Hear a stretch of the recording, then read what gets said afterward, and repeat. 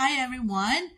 I am back again to do my light working, and as a divine messenger of our dear Lord Yeshua and channeler, of course, divine messenger or channeler of our dear Lord Yeshua, light worker of our dear Lord Yeshua and the divine. So today I will be sharing uh, divine divine information and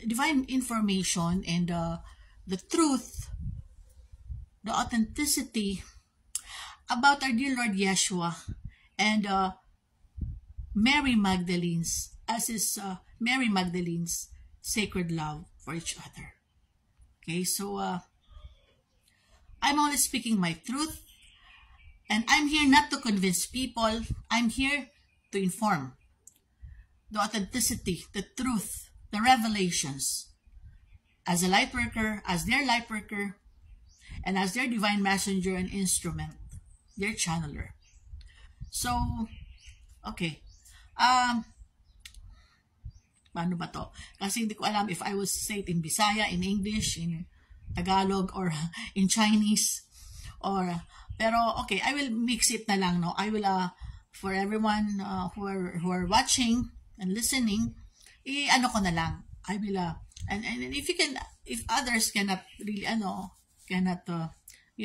language, pwede nyo namang ipatranslate na lang to those na nakakaalam those you can translate it for those who knows the language. Okay, so I'll speak in English, in Bisaya, in Tagalog, ganun na lang. Gusto nyo Chinese din, pwede. Because I can also speak Chinese and write Chinese as one of my gifts. So one of the divine gifts that I have received when I spiritually awakened. Hindi pa ako nag-aral ng Chinese. I didn't go to school at nag-aral ng Chinese and write Chinese, but ancient Chinese was I just automatically knew how to speak and to write ancient Chinese when I spiritually awakened. So those were one of my gifts that I received, and automatic writing. I can also automatically write. That's why dito po sa social media, I automatically type the divine messages of our dear Lord Yeshua, the divine, Saint Michael, Mama Mary, and Mary Magdalene. So, okay, I will be just sharing, wisdom and authentic information, divine information about our dear Lord Yeshua and Mary Magdalene's yung pagmamahalan nilang dalawa. Ito, it was really so much full of controversy tong nila, saying that married sila sa isa't isa. There have been so much controversy na siya ang favorite disciple ni Lord Yeshua, si Mary Magdalene. And also the controversies regarding her na pinagsasabi nila that she was a prostitute, she was an adulterer, she was really a sinner with all the demons in her. And I would say to you na they are wrong. Mali. My goodness. And the scholars of that day in the Bible, the scholars, because ang Bible, maraming scholars, iba-iba ang nag-ano niyan. The prophets, their divine messages, just like now, divine messages of the prophets na nilagay nila doon. They wrote it there, they recorded it from the scrolls, from the ancient scrolls in the Middle East, in Jerusalem, in Egypt, all the biblical scholars. Mary Magdalene and Yeshua, the truth about them. Kung hindi ako nag-spiritually awakened, I wouldn't know this. They are twin flames. They're a divine couple. Yes, they're husband and wife on earth, on our physical world. They became husband and wife. And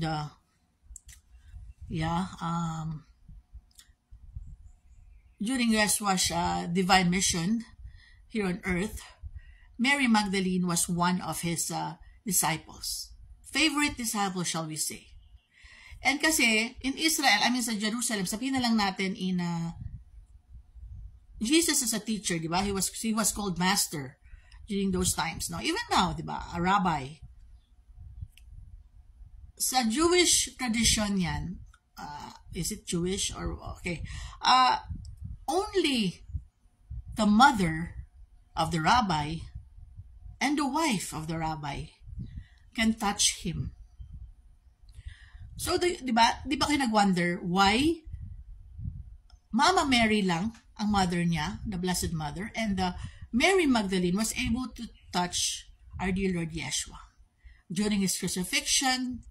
At saka, there were times na hinahalikan pa nga niya si Mary Magdalene.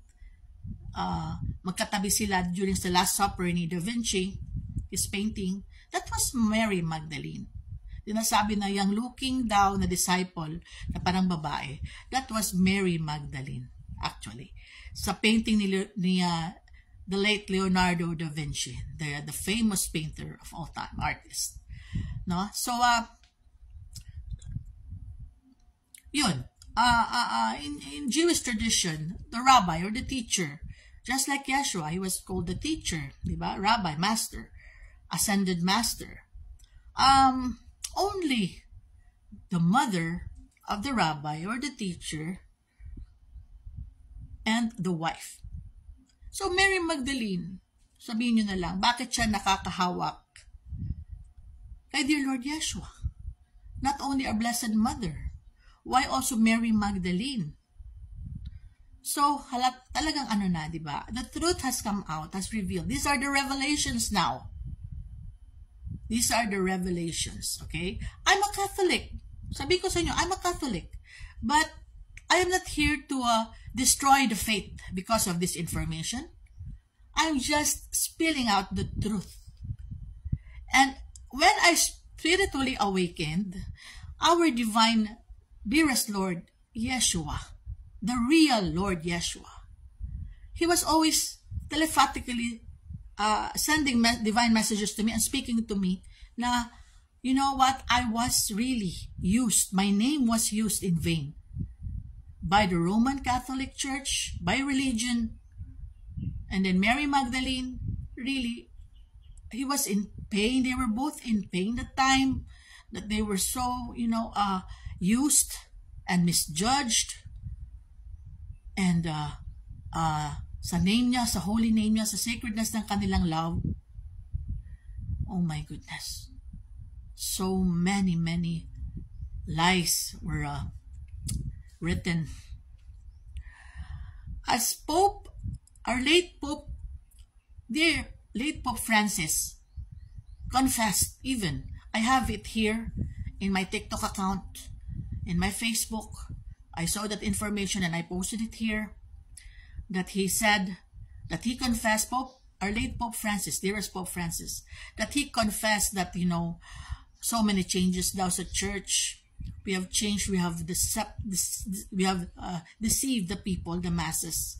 And it is us who changed so many information. And really, he really was, okay, our dear Pope Francis was really, he was really, while he was telling it, he was really, heartbroken. Heartbroken na hindi niya masabi ang totoo. Lahat.